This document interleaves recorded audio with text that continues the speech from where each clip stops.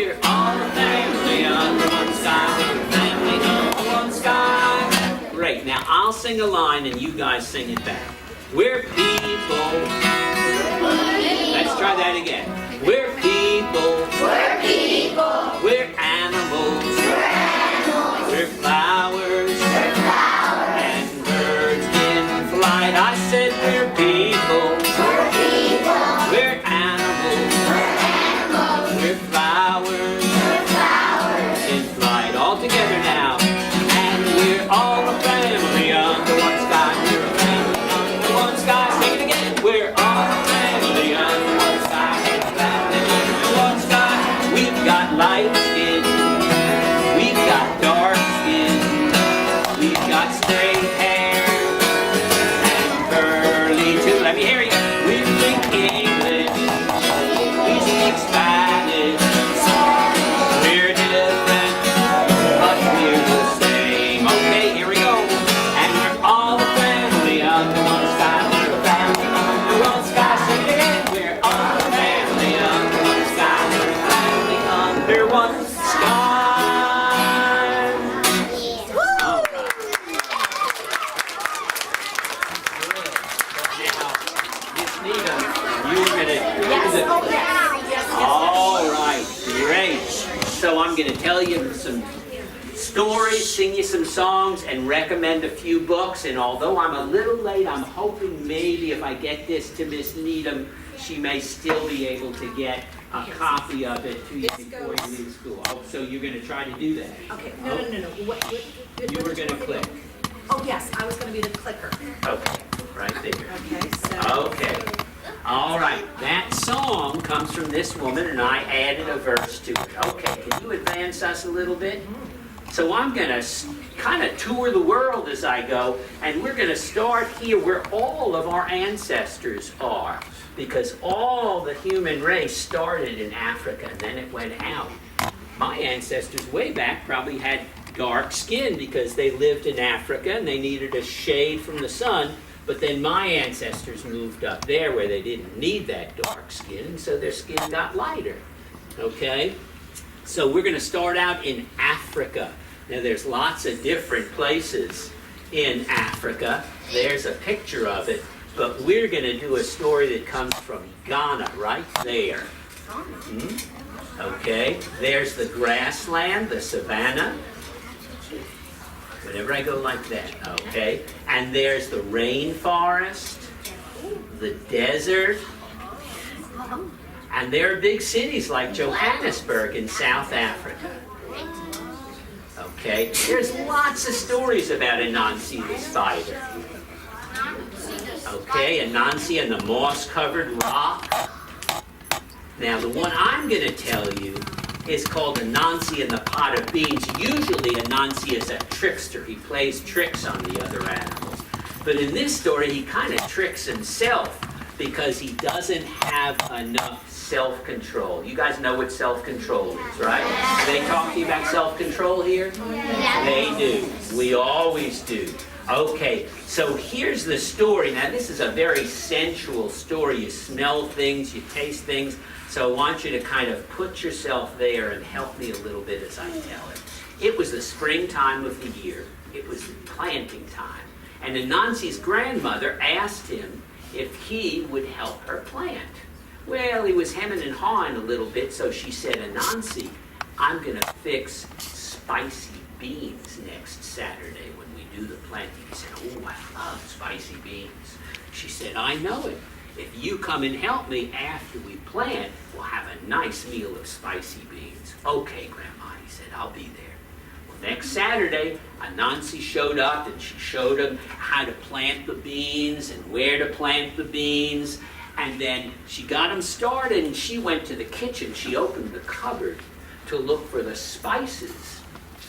But when she found the jars, they were all empty. They didn't have any spices in them. So she thought, I'll have to go to the store. But first, I'll get these beans ready. The beans had been soaking overnight to soften them up. She poured the beans into a new bowl without the water, put some fresh water in it, started the fire underneath, and started those beans cooking. She went out and said, Anansi, I have to go into the village to get some spices. You stay here and do the planting, and when I come back, we'll have a nice meal of spicy beans. But Anansi, she said, whatever you do, don't touch those beans. They're hot and you might get burned. What did I say, Anansi? I won't touch those beans, said Anansi. Very good. Very good. So off she went to the store, and Anansi went to planting those beans. He was planting them and planting them, but you know what?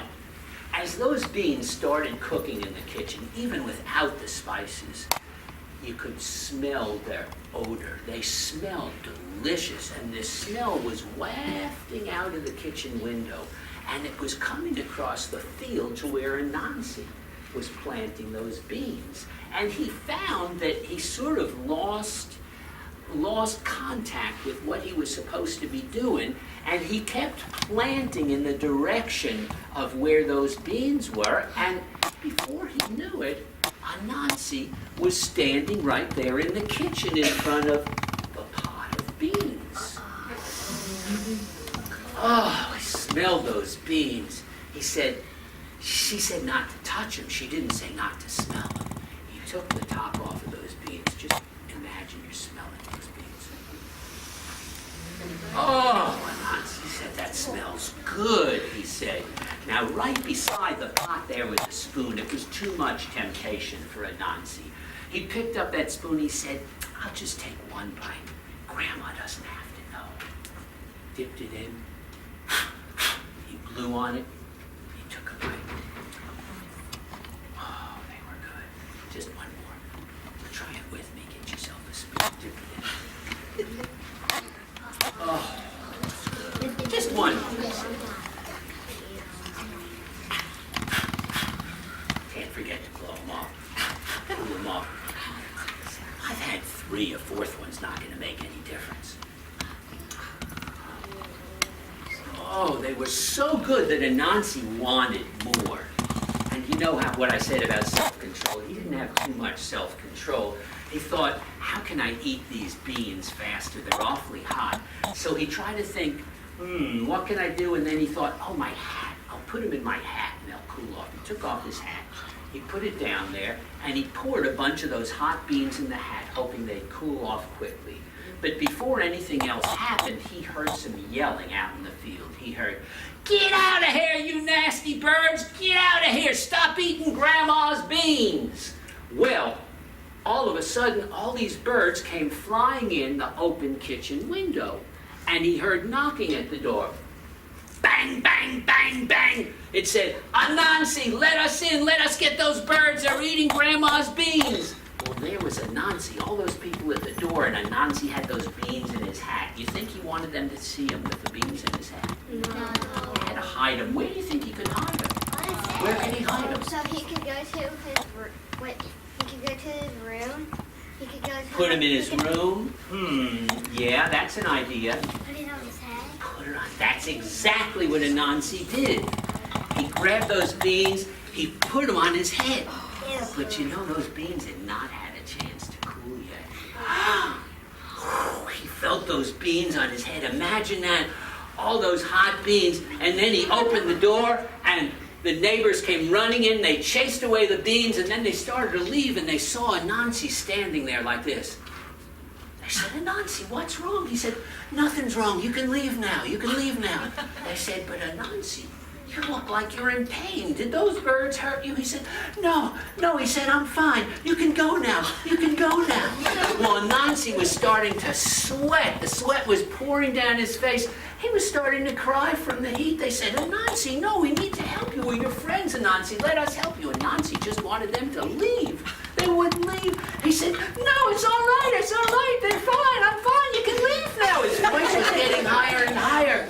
They said, Anansi, let us help you. And Anansi was going like this, and he grabbed his hat and he started to move it around, to move the beans around. They said, Anansi, what are you doing? He said, it's a dance. It's a dance. He said, what kind of dance? He said, it's a hat-shaking dance. It's the hat-shaking dance. They said, Anansi, that's a wonderful dance. Let us do it with you. So they all got up and they started doing the hat-shaking dance. Go ahead, do it with me. They started and then they go, woo, woo, woo, woo. Well, Anansi could see they weren't going to leave. He figured he needed to get rid of them. Anansi went out the door like this, and they followed him right out the door, doing the hat-shaking dance. And the people were out in the fields, and they saw this long line of people going up the road doing this crazy thing. They said, oh, that looks like fun. They all got behind. Well, there was this long line of people going up the road going, well, down the road from the other direction came Grandma, the Spices. She saw this crazy bunch of people coming down the road, and right in front of them was Anansi. She thought, what on earth? Well, Anansi got up to Grandma, and he finally could not stand the heat anymore. He grabbed that hat, and he pulled it off, and the beans went flying everywhere. The people looked out. They couldn't figure out what happened. Grandma knew what happened. She said, Anansi, I told you not to touch those beans. Suddenly a light bulb went on, and everybody understood what was happening. They started laughing. Anansi had hot beans in his hat. And Anansi, poor Anansi, his hair was all burned off of his head. And when they started laughing, he was so embarrassed that he ran off into the tall grass. And you know, to this day, that's why spiders are never out where you can see them. They like to be in the tall grass, they like to be in the corners. And they say that it's all because of Anansi and the pot of beans that he was so embarrassed about what happened.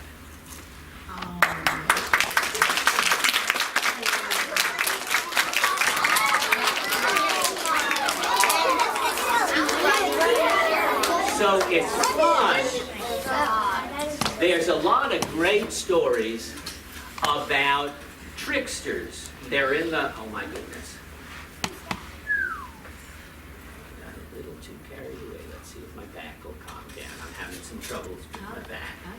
Okay, they're in the 398.2 section of your library. Okay, where is that, Miss? 398.2. Second grade, let's point to the folk tales and fairy tales. Great, okay. And fables. And you will find that section in any library. Okay, go ahead and advance that slide. And there's lots of those tales are trickster tales. This is a favorite that comes from the mountains of Peru. It's called For Love and Roast Chicken. This is where it's set. Okay, that's where llamas live, lots of llamas.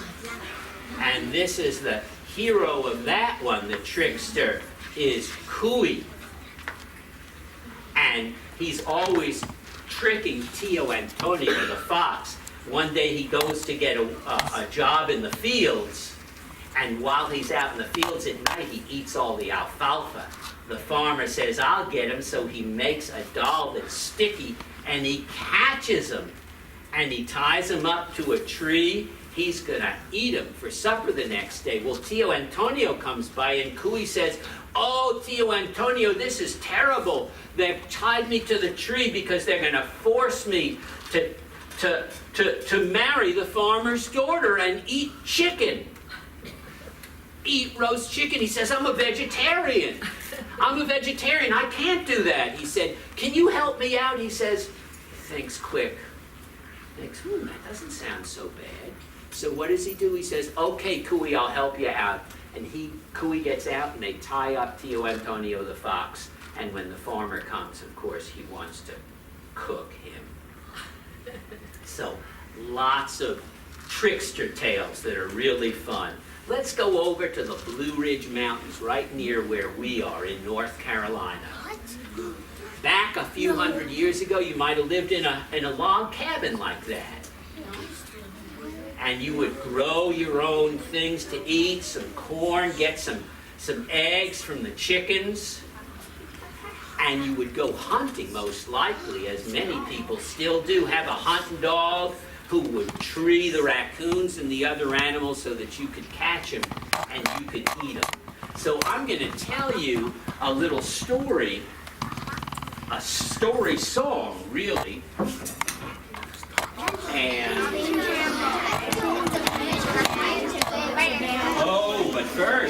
forgot what I was going to do first. One of the things I like to do is I like to twist balloons. So this is a story and a song about a dog named Blue. Okay? And I'm going to make a little blue here for you.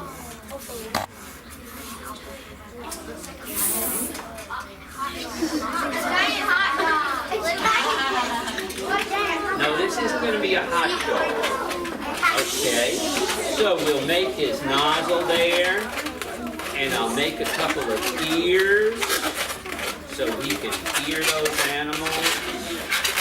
Nose to smell them out. Yeah. There's a song about old Blue, goes like this. Had a dog and his name was Blue. Had a dog and his name was Blue. Had a dog and his name was Blue. I bet you $5 he's a good dog too. Here's your part. Here, Blue, you good dog, you. Here, Blue, you good dog, you. Shouldered my gun and here's my horn. Gonna kick the possum in the round corn. Old Blue barked and I went to see. Cornered a possum in a slimming tree. Possum flung down on the swinging limb. Blue barked at the possum, possum growled at him. Blue looked at me, I looked at him. I shook him out, Blue took him in. I said, here, Blue, you good dog, you. Here, Blue, you good dog, you. Well, Daniel Boone had a dog named Blue. They said he was the best hunting dog that you could find. He would take him hunting everywhere, but one day they were out hunting. As they were crossing a field, out of nowhere, it seemed, came an arrow. It was flying so fast that it hit Blue in the side and split him right in two. He split in two. That's right. But now Daniel, he was always prepared. He had a little bit of that super glue in his pocket, and he pulled out that super glue, and quick as a whistle, he slapped some on the front side, and he slapped some on the back side, and he stuck it together. And you know that super glue is really, really fast. And before he knew it, Blue was back to life. He was blinking his eyes. He licked old Daniel. He barely missed a heartbeat. The only problem was Daniel had been in such a hurry, he made a mistake. And when he put the back end on, he put the back legs upside down. That's right. But you know, it wasn't so bad, because ever after that, when they'd go hunting, his dog Blue would run for a while on his front legs, and when he got tired, he'd just flip over onto his back legs. You believe that story? That's a tall tale.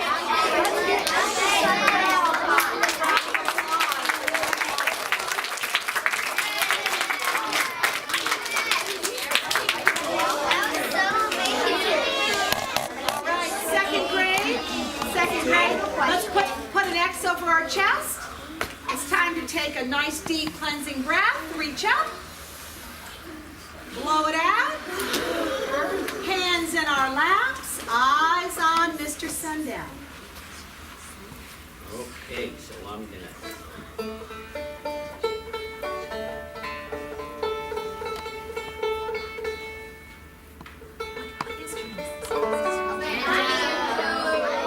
So this is called the Cumberland Mountain Bear Chase. Goes like this.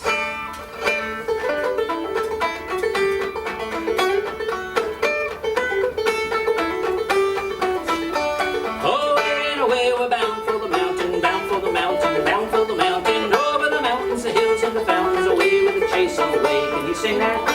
Away and away we're bound for the mountain, bound for the mountain, bound for the mountain. Over the hills and the fields and the fountains, away with the chase on the way. Let's try that again. Away and away we're bound for the mountain, bound for the mountain, bound for the mountain. Over the hills and the fields and the fountains, away with the chase on the way. Roller, roller, steam, steam, roller, roller. Watch 'em over the mountains, away with the chase on the way.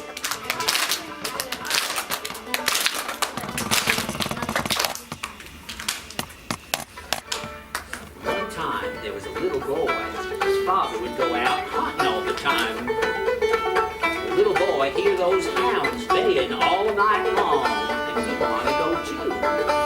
But every time he asked his father said, "No, you're too little and your legs are too short. You'd never keep up with us. Wait till you're a little older." But that little boy, he begged and pleaded and begged, kept on and kept on, till finally Father said, "All right, you can come with us when you're 8 years old." Well, he probably figured that little boy would forget all about it. But he didn't. He counted the days until one morning he said, "Pa," he said, "I'm 8 years old today. And you said when I was 8 you'd take me hunting with you." He said, "Yeah, I guess I did. But here's the thing," he said, "we're going fast and you got those little short legs. I don't know how you're going to keep up with us. If you get lost, you're just going to have to find your way back by yourself." The little boy said, "Well, that's all right. I'll bring along my horn, and if I get lost, I'll just blow for Blue. He's the lead hound dog."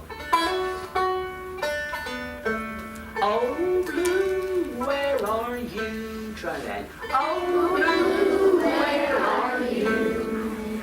"All right," said his father, "we'll give it a try." So off they went. Away and away, down for the mountain, down for the mountain, down for the mountain.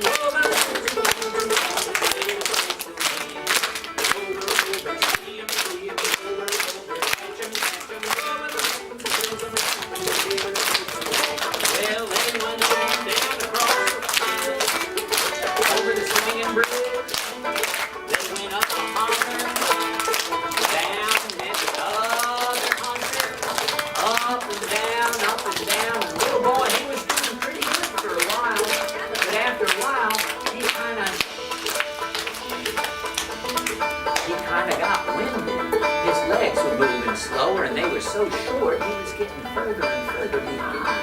And then suddenly, he tripped over a log. And by the time he got up, they were so far off he couldn't hear him. And the little boy, he was out there in the dark. He couldn't see anything, and all he could hear was, "Whoo, whoo," an old hoot owl. Can you make that sound for me? And he heard a few mosquitoes buzzing.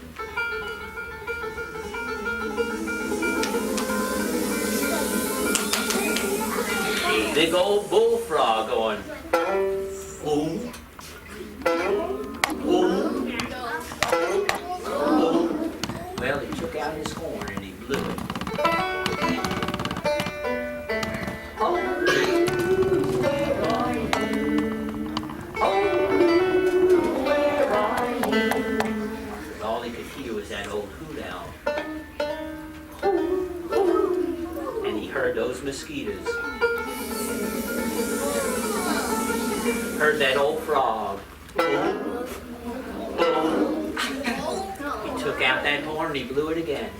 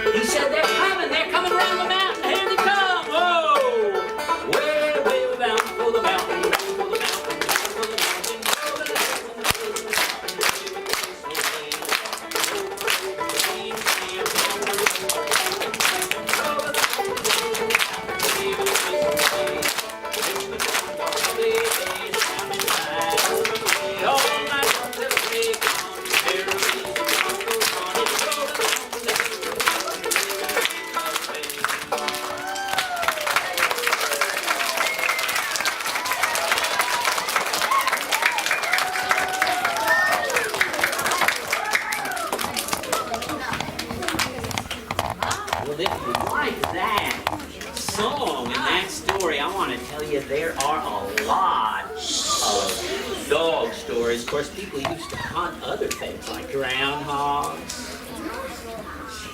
And a lot of people back in the hills would play the banjo, and a lot of them still do. Now, the banjo came from Africa. There's a man playing what is one of the kinds of banjos you would find in Africa. And that's the banjo the way it looks today.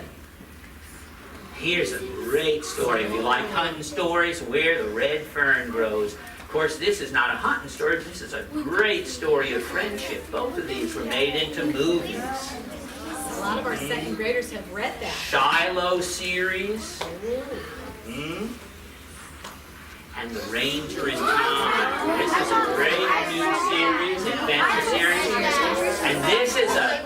And this is a great adventure story about a little boy who has to do the Iditarod, the race up in Alaska, because his family is about to lose their land and he wants to try to win the prize money. And he's racing against an Indian who is just a really, really good racer. We have both of those books in the library. If you like funny dogs, ooh, this is a wonderful series. Little higher reading level, maybe 4th or 5th, but great about a really quirky dog. And of course, if you still read some picture books, 2nd level, the Henry and Budge books are just wonderful. I love those. All right, well now, that story, every story has a point of view, and that story was really from the people's point of view. I don't think that that bear was having such a good time, to tell you the truth. So this story is kind of from the possum's point of view. Now, who knows a little trick a possum uses to avoid its predators? It plays dead. That's right, and the reason that it plays dead is because if a predator, an animal, sees something and they think it's dead, they don't know how long it's been dead. It might be pretty stinky meat that they don't want to bite into. So the only way they can be sure is they kill it themselves and they know it's fresh. Okay? Well, in this story, Possum Plays Dead, I learned this from Doug Elliott, who's a wonderful storyteller and naturalist. He used to have a pet possum named Blossom. I'm not sure what that is he's got right there. He learned this story from way down in Louisiana, which is down in Cajun country. The Cajuns are people who came way over from here, hundreds of years ago, from France, across the Atlantic Ocean, and they settled in Acadia. And then later on, they came all the way down to Louisiana, and people kind of mushed their name together. Instead of calling them Acadians, they called them Cajuns. Okay? So he learned this story from a hitchhiker. It talks about the camp. I was out in the swamp, and I went back to the camp. This is the swamps of Louisiana, and that's a little fishing camp, just a little old house back in there. And they're going to talk about gumbo, which is a stew they make with some shrimp and some other things. And they're going to talk about a fur trader. A fur trader buys the skins, the hides off of animals, and then he trades them for something else, for either money or something else. So he is going to take that hide to a fur trader. Now, I'm going to tell this in a French accent, which is how Cajuns talk, okay? It's going to sound a little strange, but I think you can follow it. It's very short, and it goes like this. I was out in the swamp, and I was trapped all the day. I was trapped in muskrat, and I was trapped in nutria. And I come back to the camp, and I say to my wife, what you have fixed to eat? I'm very hungry. She say, not much, not much, old man. I pick up a few shrimp and a crab, and with them I make a gumbo. I say a gumbo is very little for a man fatigue like me. Why you not kill a chicken? She say, we only have one chicken left, and she lay an egg every day. It would be a mortal sin kill a beast like that. Well, just then I hear, out in the backyard. I throw open the door, and there is a rat de bois, a possum, a rat in the woods, has got our last hen by the neck. I pick up a stick, I give him a grand coup de raton. I put his feet in the air. I say to my wife, look, the bone is bonded. Good Lord, he's good to us. Now we're going to have meat to eat. So, I take the hide over to fur trader, Zebby, in the next camp. He traded me a bottle of wine for the hide. I take the bottle of wine back, and my wife, she's fixed up some bread, she's fixed up some potato. She's fix up a stew. And after a while, everything come good. Well, a little while later, I open that oven door to see how everything is going. Now, maybe you'll not believe this, but there is that rat de pois. He's standing up in the pan. He have eat the potatoes. He have drink the grease. He come running at the door, run between our legs, hop up on the table, knock over the bread, knock over the wine, run out the door. He grab that last hen by the neck and run off through the grass. And that's not all. That night, he sneaked back into Zebby's camp. He taken the hide off of the stretching board and he put it back on. Now that's something, huh?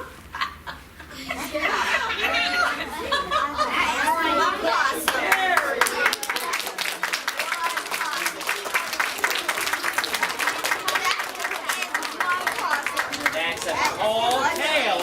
Tall tales start with something that's a real situation, like killing a possum. But then they stretch it. So what happened? What did that possum do when it was in the oven? Alicia. Huh?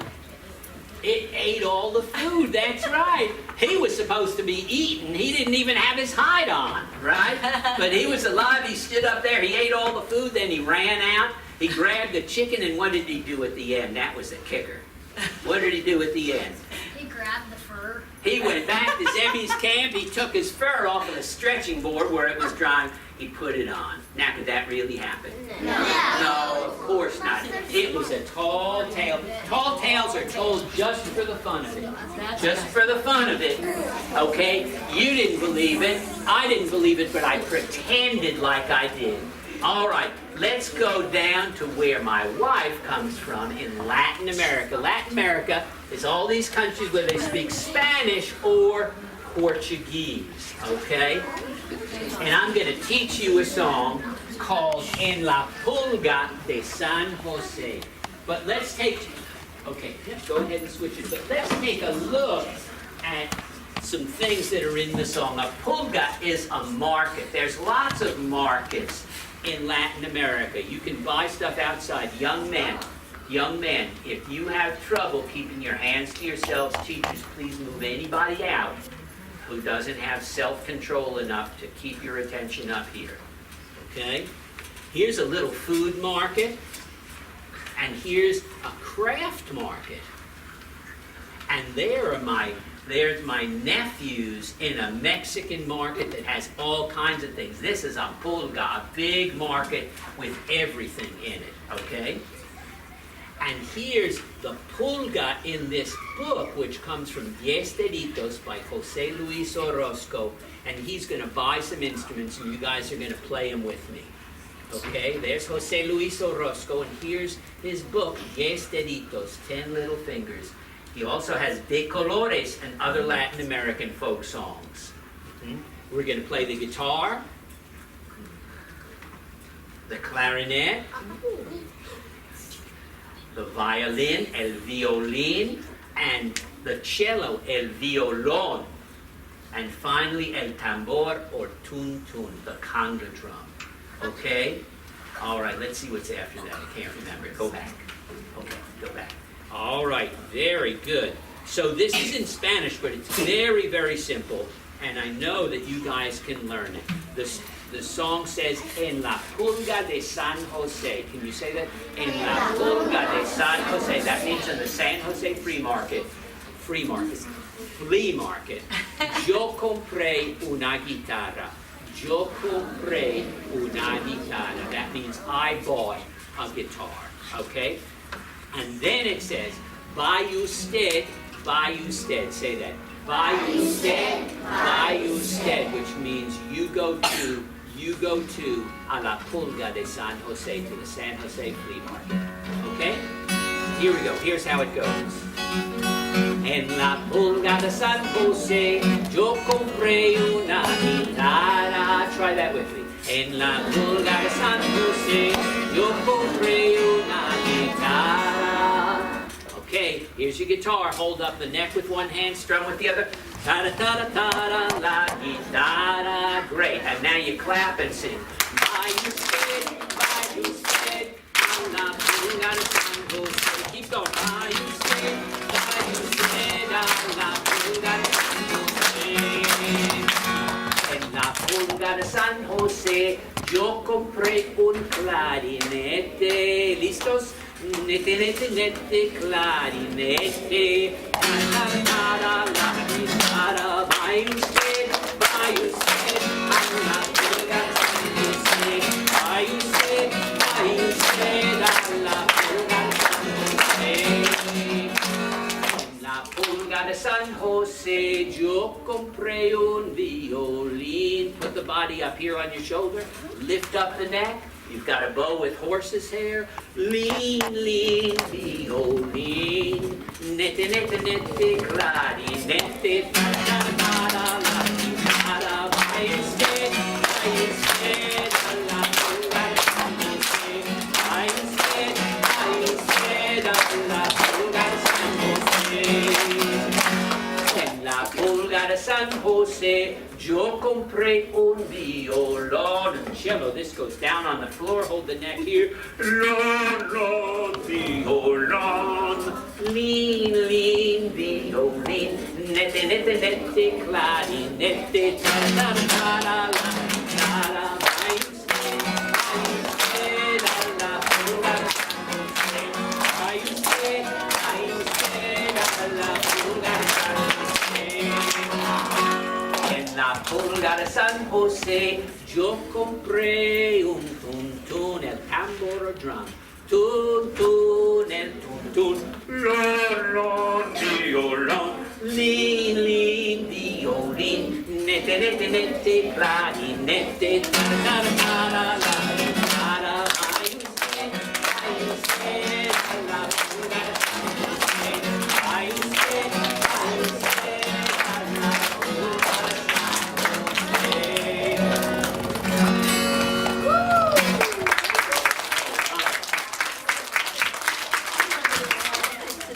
Good job. Could you forward that a little bit for me? Okay.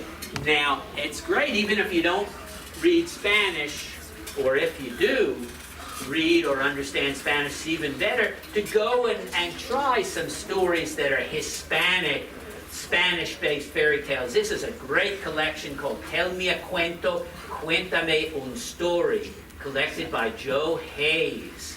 It's about a mariposa, a butterfly, who goes out, or in some cases a cucarachita, a little cockroach, who goes out and finds some money and makes a dress.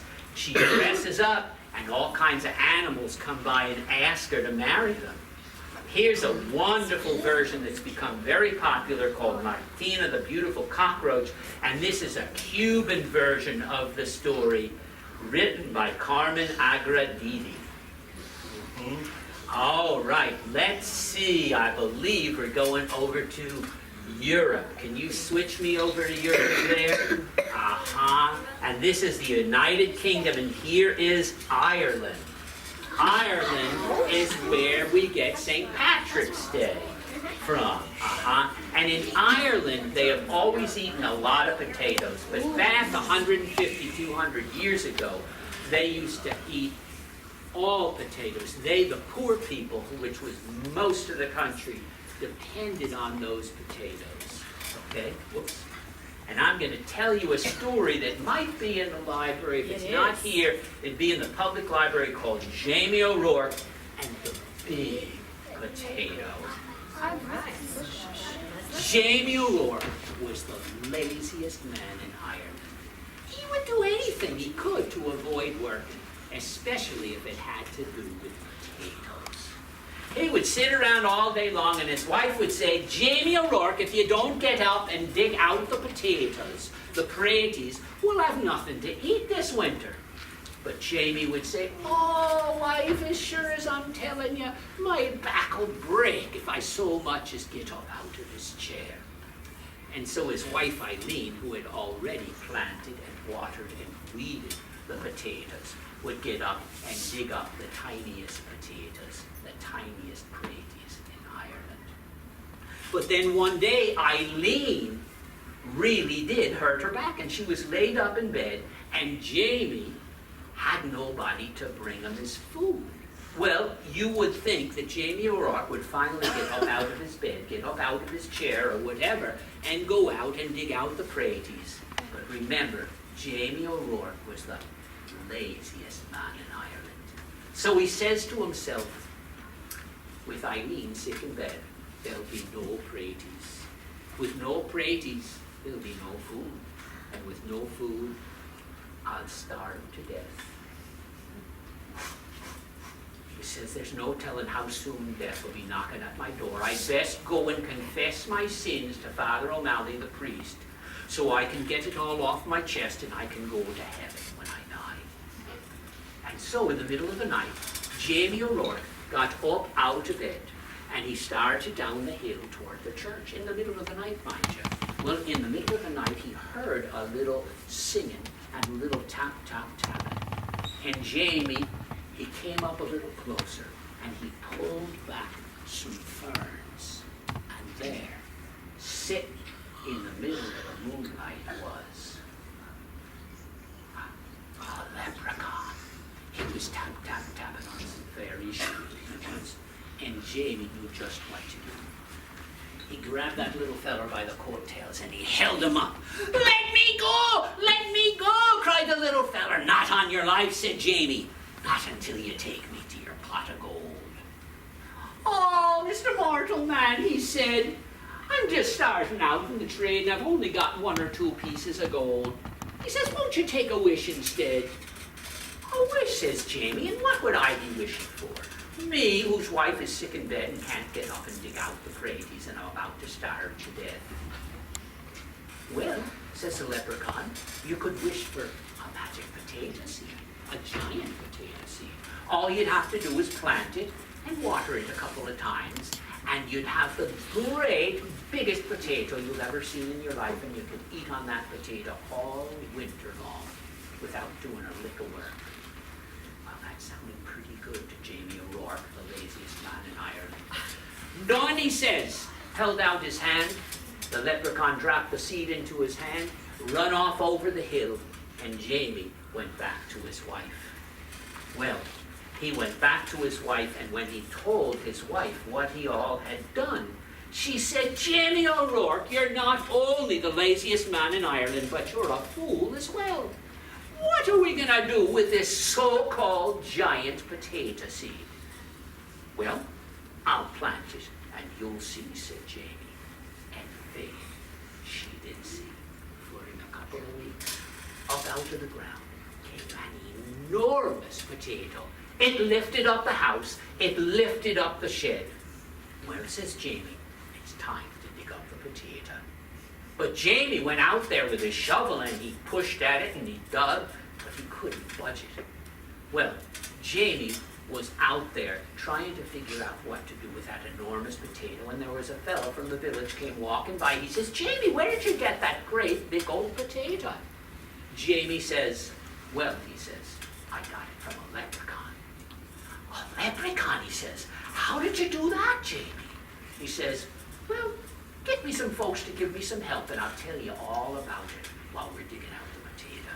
So he went and he got the whole village and they helped Jamie pushing and shoving and digging at that potato, and after about an hour or so, suddenly that potato popped out of the ground, went down the hill, hit a bump, jumped into the air and came down smack dab in the middle of a stone wall on the way into town.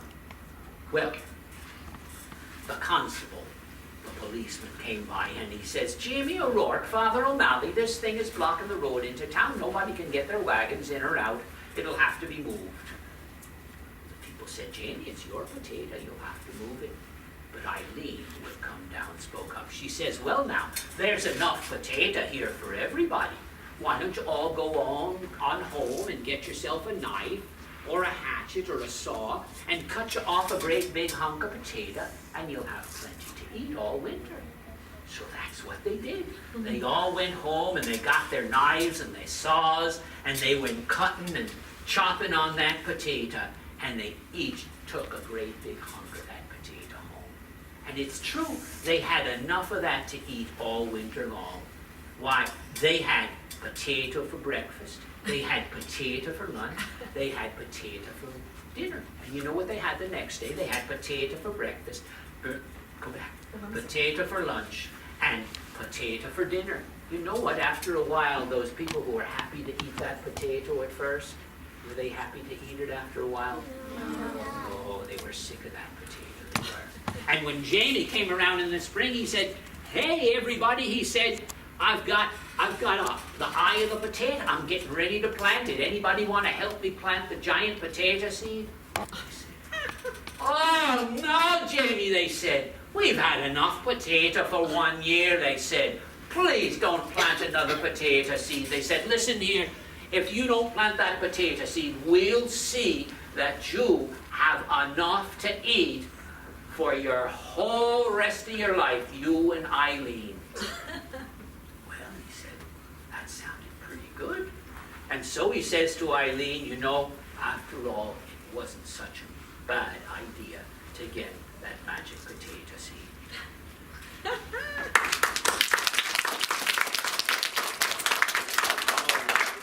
Will you guys stand up and get a little stretch? I'm going to do just a little bit more with you. Yes.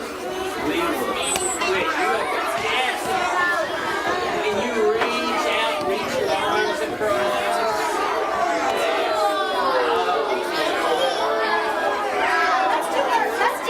That is really a fairy tale. It's an unusual fairy tale, but you know fairy tales were named after not little things that fly around with wings. The word fairy was about the little people in Ireland, like the leprechaun. And maybe you know that fairy tale. What's that one? Which one is that? Little Red Riding Hood. Okay. Some of these fairy tales are wonderful to read, like Rumpelstiltskin, but nowadays there are some wonderful chapter books that are written based on it. Rump is a wonderful story. It's a little boy, and when his mother was dying, she was giving birth to him, and they asked, "What's his name?" And she says, "His name is Rump," and she died. So his name was Rump, and everybody teased him. They said Rump, because you know this is a rump right here.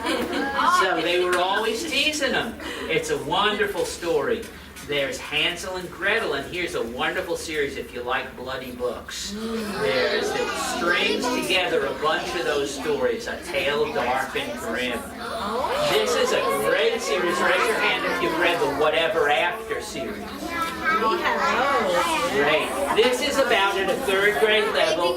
This takes the fairy tales, regular fairy tales, and this girl and her brother fall through a magic window, and they end up in each fairy tale. And when they end up in the fairy tale, it kind of messes things up, and the fairy tale can't end the way it's supposed to. So they have to, throughout the book, kind of straighten things out. But now, you know, it's interesting to read some non-fiction books that give you history and information. These are potatoes. You see, in the 1850s, they had a potato famine. All the potatoes turned bad. It was called a blight. And those people who depended on them couldn't find anything to eat. They were all starving to death.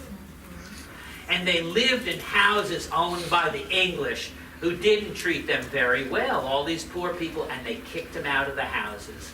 And so this is a chapter book, tells all about it. It's a great historical novel, Nori Ryan's song. And so 1 million of them boarded ships, and they came to the United States. And most of them went to work on the railroads. They were very important in building the railroads in the United States. So you might want to read something historical. Esperanza is about Hispanic people coming to the United States, and he was a famous organizer of field workers. You might want to read about African Americans. Raise your hand if you know Henry's Freedom Box. I have that book. Great story. True story. True story. Or the I Survived series. All kinds of books. For the girls, you might enjoy the American Girls series. These are both books at about a third grade reading level. Well, some of the books I love are funny stories. This is about the Fools of Hell. and how dopey they are. These are the wise men. They never can figure anything out. There's lots of stories about them, the fools of Helm. Okay. And this is a great collection, Zlate the Goat and other stories, and grandmother's stories. Really some excellent books of Jewish stories. And there's a man named Hoja from Turkey who has silly stories and wise stories about him. Okay, there's Juan Bobo from Puerto Rico. He's very silly. Maybe you like Dave Pilkey. Before he did any of the Captain Underpants, he did the Dragon books, which are wonderful. They're not kind of as crazy, but they're really fun. Lunch Lady. Now that's crazy. Raise your hand if you've read Lunch Lady. Okay. That's a great graphic novel series. And of course, Diary of a Lumpy Kid. Okay. Well, I was going to tell you one tale that's a wisdom tale. You know about fables that teach a lesson. Well, there's lots of wisdom tales. Here's China and Japan, a lot of them over in Asia. And this one's called The Empty Pot. And it's about a boy who loves to garden. You've read that? Wonderful. How many of you read this? Okay, well then I won't even tell you about it. Yeah, but you tell me, when that boy was supposed to make the most beautiful flower that he could out of the seed, what happened? Nothing. There was nothing. There was nothing there, so did he make a flower out of another seed? No. No, and who became the emperor? He did.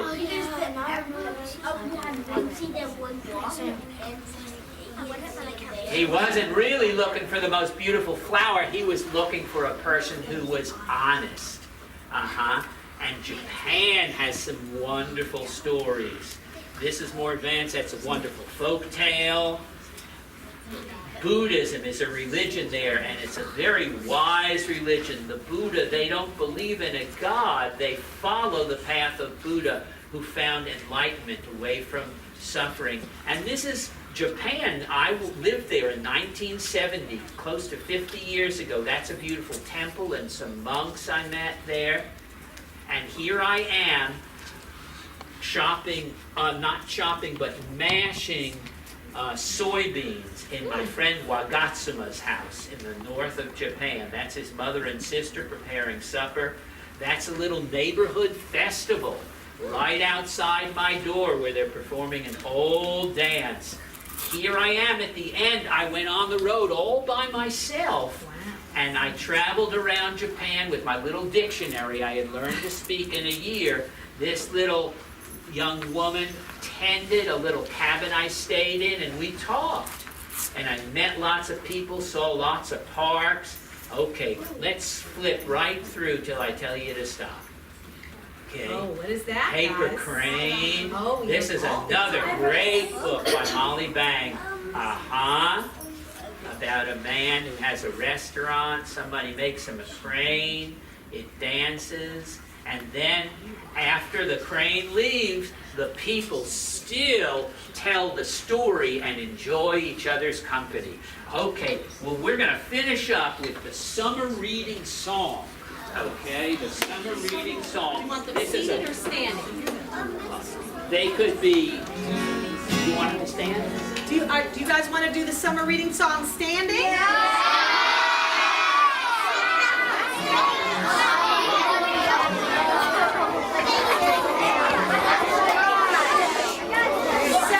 Mr. Sundell shed some light on some fabulous books for summer reading. So let's end our time on a wonderful note. Let's sing along the summer reading song. You know what? It's kind of hard for them to sing. Let's sit back down. You guys are going to do some claps. All right. Now, there's some place in here. This comes from the song Down by the Riverside. Tune in. Okay? I'm going to sing a line, and then I want you guys to clap like this. You'll see how I do it. Okay? I'm going to read my way around the world at the public library. At the public library. At the public library. My way around the world. At the public library. Read all the summer through. We are going to clap to this part, but first I want you to learn the chorus, okay? I'm going to amplify my mind. Amplify means make bigger. My mind's going to get bigger from reading those. I'm going to open up my heart because I'm going to feel all kinds of things that happen in the book. Going to make every day feel new with a new book. Going to tickle my funny bone, read some funny stuff. Going to zap my scary zone, read some scary books. I'm going to read all the summer through, okay? Now, try singing that with me, and you can clap along like this as you sing, but you got to sing, okay? I'm going to amplify my mind. I'm going to open up my heart. I'm going to tickle my funny bone. I'm going to tickle my funny bone. I'm going to my scary zone. I'm going to read all the summer through. I'm gonna sit down under the shady tree at the public library. At the public library. At the public library. Sit down under a shady tree at the public library. Read all the summer through. Okay, you can clap and sing. I'm gonna amplify my mind. I'm gonna open up my heart. I'm gonna make every day feel new. Tickle my funny bone. Gonna tickle my funny bone. I'm gonna zap my scary zone. I'm gonna read all the summer through. I'm gonna put on the cape, fly to France with Captain Underpants. With Captain Underpants. With Captain Underpants. Put on cape, fly to France with Captain Underpants. Read all the summer through. Help me sing it. I'm gonna amplify my mind. I'm gonna open up my heart. I'm gonna make every day feel new. Tickle that funny bone. I'm gonna tickle that funny bone. I'm gonna tap my scary zone. I'm gonna read all the summer through. I'm gonna read scary books in the bed at night. Then hug my pillow tight. Then hug my pillow tight. Then hug my pillow tight. Scary books in the bed at night. Then hug my pillow tight. Read all the summer through. Amplify my mind. I'm gonna amplify my mind. I'm gonna open up my heart. I'm gonna make every day feel new. Tickle my funny bone. Gonna tickle my funny bone. Gonna zap my scary zone. I'm gonna read all the summer through. I love reading. How about you? It'll make your dreams come true. It'll make your dreams come true. It'll make your dreams come true. I like reading. How about you? It'll make your dreams come true. Read all the summer through. Last time, I'm gonna amplify my mind. I'm gonna open up my heart. I'm gonna make every day feel new. Tickle that funny bone. I'm gonna tickle my funny bone. I'm gonna zap my scary zone. I'm gonna read all the summer through.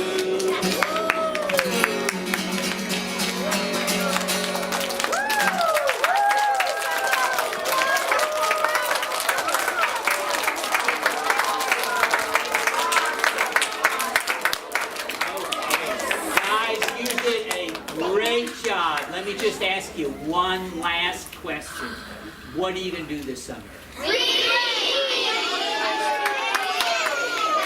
you for a great audience. Have fun Let's reading. show Mr. Sundell how much we appreciated his time and his knowledge and information to help us get ready for some fiction and non-fiction reading this summer.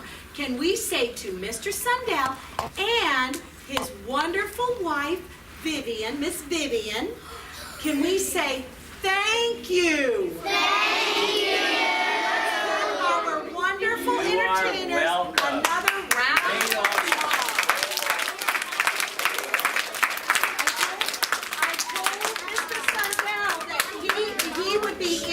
a real treat performing in front of our